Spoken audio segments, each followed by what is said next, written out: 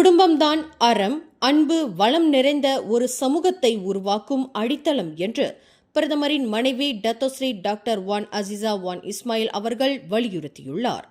சமூக ஊடக சவால்கள், வாழ்வியல் அழுத்தங்கள், மனநல பிரச்சினைகள் நிறைந்த இக்காலத்தில் குடும்பம் என்பது ஒவ்வொருவருக்கும் பாதுகாப்பான புகலிடமாகவும் சக்தி ஆதாரமாகவும் செயல்பட வேண்டும் என்றார்.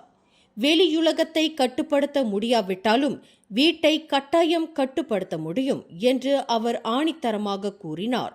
மேலும் பெற்றோர் தங்கள் பிள்ளைகளின் வளர்ச்சியிலும் சமூக ஊடக பயன்பாட்டிலும் அதிக கவனம் செலுத்தி திறந்த மனதுடன் பேச ஊக்குவித்தார்.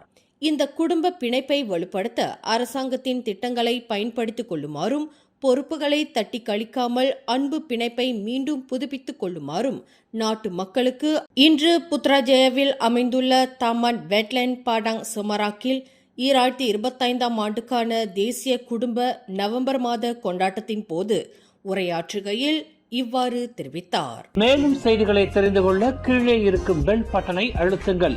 உங்கள் மகிழ்ச்சியை வெளிப்படுத்த லைக் மற்றும் ஷேர் செய்யுங்கள். தொடர்ந்து திசைகளோடு இணைந்திருக்க சப்ஸ்கிரைப் செய்யுங்கள்.